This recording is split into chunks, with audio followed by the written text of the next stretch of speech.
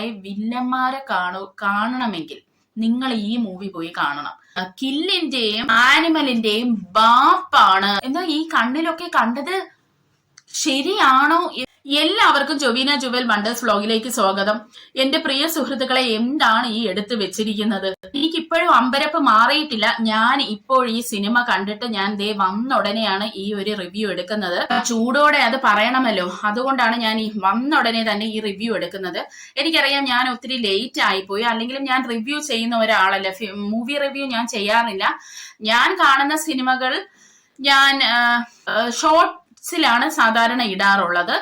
ഇത് എനിക്ക് നിങ്ങളെ അറിയിക്കണമെന്ന് എനിക്ക് തോന്നി, അതുകൊണ്ടാണ് ഞാൻ ഇതിന്റെ റിവ്യൂ ചെയ്യുന്നത്. എസ്പെഷ്യലി ഞാൻ ഇത് ചെയ്യുന്നത് സ്ത്രീകൾക്ക് വേണ്ടിയാണ് കേട്ടോ.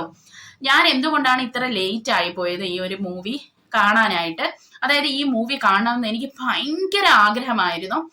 ഐലൻഡ് മൂവീസ് ഇഷ്ടപ്പെടുന്ന ആളാണ്. പിന്നെ നമ്മുടെ ഇംഗ്ലീഷിലൊക്കെയുള്ള വളരെ ക്രൂരവും മൃഗീയവുമായ സിനിമകളൊക്കെ കണ്ട് ആസ്വദിക്കുന്ന ഒരു വ്യക്തിയാണ് ഞാൻ. അതുകൊണ്ട് തന്നെ മാർക്കോയില് എന്താണ് ഇത്ര വലിയ കാര്യം എടുത്ത് വെച്ചിരിക്കുന്നത്? കാരണം അവര് പ്രൊമോഷനിലൊക്കെ പറയുന്നുണ്ടായിരുന്നല്ലോ, അപ്പോഴേ എൻ്റെ ഒരു ആഗ്രഹമായിരുന്നു ഈ ഒരു മൂവി കാണണമെന്ന്. എന്താണ് എന്ന് അറിയാൻ വേണ്ടി, എന്താണ് ഇത്രയ്ക്ക് ഇതിനകത്ത് എടുത്ത് വെച്ചിരിക്കുന്നതെന്ന് അറിയാൻ. പക്ഷെ എനിക്ക് കാണാൻ പറ്റിയില്ല. ഫസ്റ്റ് ഡേ തന്നെ ഞാൻ ബുക്ക് ചെയ്യാൻ ശ്രമിച്ച ഒരാളാണ്. അപ്പോഴേക്കുമാണ് അറിഞ്ഞത് കിഡ്സിനെ അലൗഡ് അല്ലെന്ന്. അപ്പോൾ ഇവിടെ ഡൽഹിയിലൊക്കെ കുറച്ച് സ്ട്രിക്റ്റ് ആണ്. ചിലപ്പോൾ ഈ കുട്ടികളെയും കൊണ്ട് ചെല്ലുമ്പോഴൊക്കെ അവർ ചിലപ്പോൾ കയറ്റി വിടത്തില്ല. അതുകൊണ്ട് എനിക്ക് കാണാൻ പറ്റിയില്ല. കാരണം എൻ്റെ മകളെ എവിടെയെങ്കിലും ഏൽപ്പിക്കാൻ പറ്റിയ ഒരു അവസ്ഥ എനിക്കില്ല. എന്തായിരുന്നാലും പ്രിയ സുഹൃത്തുക്കളെ, ഓരോ ദിവസവും റിവ്യൂസ് കാണും തോറും എനിക്ക് ഇത് കാണണം, എന്താണ് ഇതിനകത്തുള്ളത് എന്നുള്ള ഒരു ആകാംക്ഷയായിരുന്നു.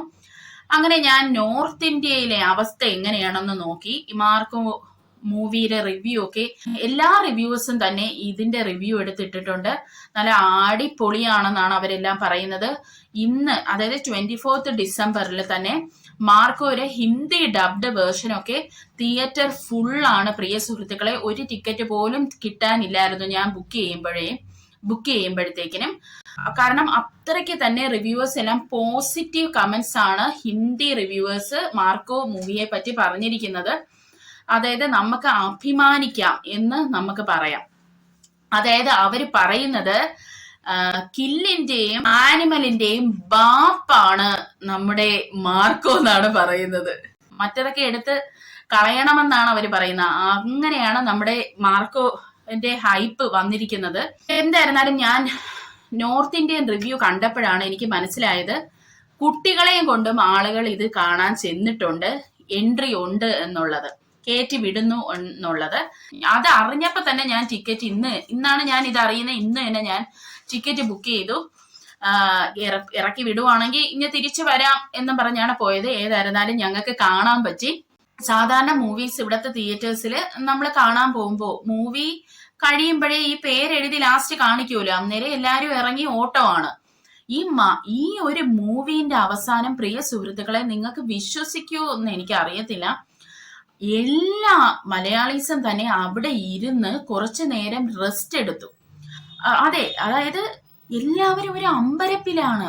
എന്താ ഈ കണ്ണിലൊക്കെ കണ്ടത് ശരിയാണോ എന്നുള്ള ഒരു ചിന്തയിലായിരുന്നു എല്ലാവരും തന്നെ എന്ന് എനിക്ക് തോന്നുന്നു. കാരണം എല്ലാവരും ഇത് എന്നുള്ള രീതിയിലാണ്, ആശ്ചര്യത്തോടു കൂടിയും അത്ഭുതത്തോടു കൂടിയും ഒക്കെയാണ് എല്ലാവരും പരസ്പരം നോക്കുന്നത്. ഞാൻ ഇരുന്ന് നോക്കുന്നുണ്ടായിരുന്നു, ഞാനും ചേട്ടനും. അതുപോലെ തന്നെ ഞങ്ങൾക്ക് നമ്മളിങ്ങനെ എന്താ പറയുന്നേ, ഇത് കണ്ടത് വിശ്വസിക്കാൻ പറ്റുന്നില്ല. എനിക്കറിയത്തില്ല നിങ്ങളുടെ അടുത്ത് എങ്ങനെ ഇത് പറയണമെന്ന്.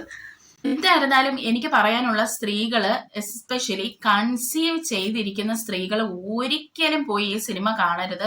പ്രഗ്നന്റ് ലേഡീസ്, പിന്നെ നല്ല പ്രായം ചെന്ന സ്ത്രീകൾ ഒന്നും കാണാതിരിക്കുന്നതാണ് നല്ലത്. പിന്നെ എന്തായിരുന്നാലും ഡിസപ്പോയിന്റഡ് ആയില്ല പ്രിയ സുഹൃത്തുക്കളെ. അത്ര നല്ല സ്റ്റൈലായിട്ടാണ് സംഭവം എടുത്തു വെച്ചിരിക്കുന്നത്.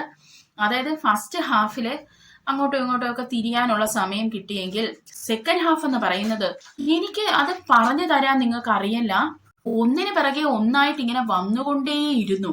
ഒന്ന് തിരിഞ്ഞോ മറിഞ്ഞോ അല്ലെങ്കിൽ നേരെ ചൊവ്വേ ശ്വാസം വിടാനുള്ള ഒരു സമയം പോലും കിട്ടിയില്ല. നമ്മളൊന്നും വിചാരിക്കുന്ന രീതിയിലേ അല്ല ഈ സിനിമ എടുത്ത് വെച്ചിരിക്കുന്നത്. അത്രയ്ക്ക് ഹീനിയസ് ആയിട്ടുള്ള വയലൻസ് ആണ് ഇതില് ഉപരി ഒരാൾക്ക് വയലൻസ് കാണിക്കാൻ പറ്റുമോന്ന് എനിക്ക് അറിയില്ല. ആ രീതിയിലാണ് എടുത്ത് വെച്ചിരിക്കുന്നത്. ദൈവത്തിന്റെ കാരുണ്യം കൊണ്ട് ഞങ്ങളുടെ മകള് ഈ ഫസ്റ്റ് ഹാഫിന്റെ ലാസ്റ്റ് ആയപ്പോ ഉറങ്ങാൻ തുടങ്ങിയതാണ്.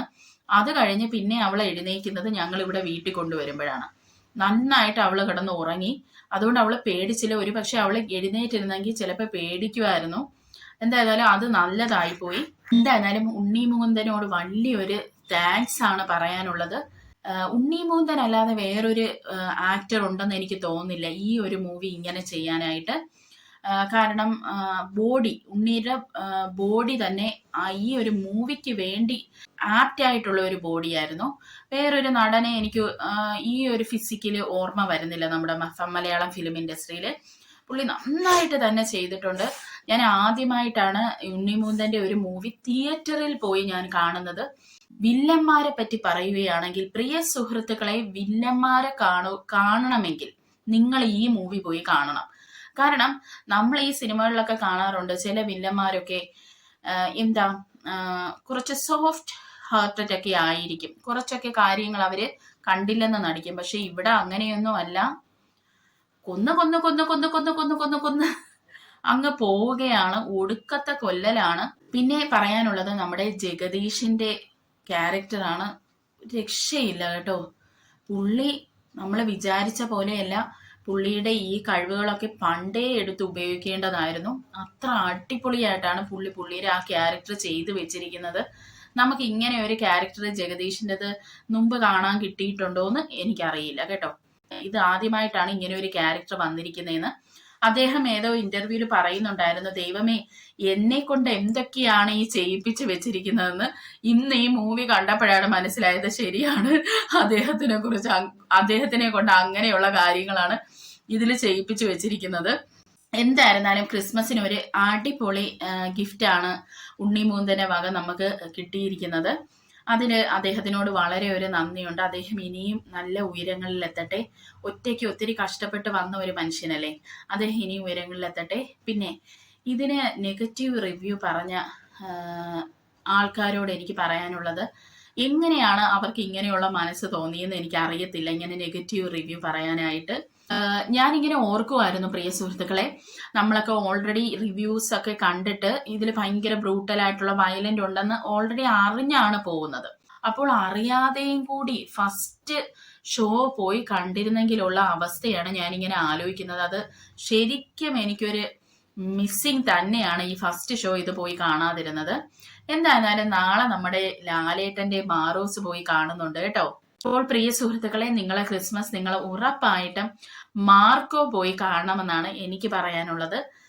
കാരണം നിങ്ങൾ കൊടുക്കുന്ന ആ പണത്തിന് വേർത്താണ് മാർക്കോ മൂവി എന്ന് പറയുന്നത്. അപ്പോൾ അടുത്തൊരു വീഡിയോ ആയിട്ട് വരാം. ചിൽ ദെൻ ബൈ.